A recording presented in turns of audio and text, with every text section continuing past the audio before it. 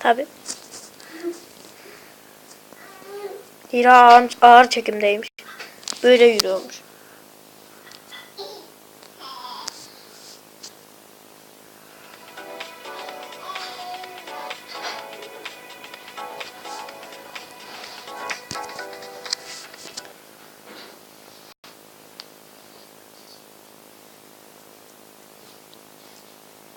Eline gül ver bence. Hani? Gül ver evet.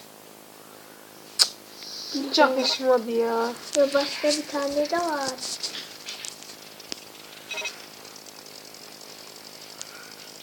Bakayım.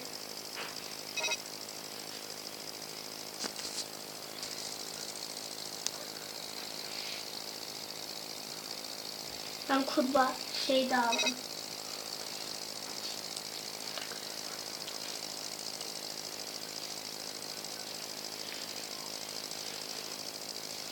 Çok güzel oldu. Ha ben.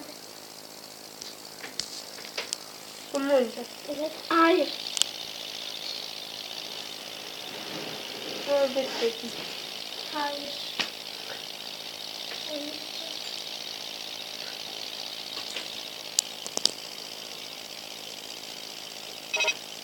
Bir ay yüzünü hep çizmiş şöyle. Güzel yapalım. O zaman gözlerini.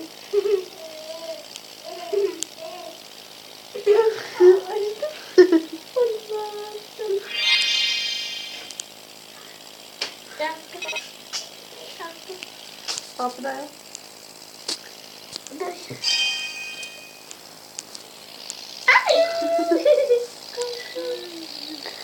Ne hiç olmuyor bu. Gözüme giriyor.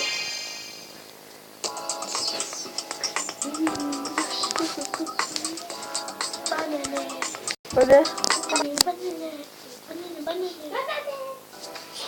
Hira'dan o böyle.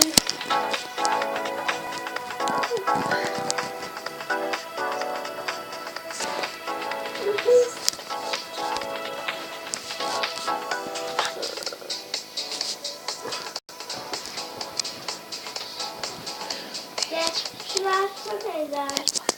Eder.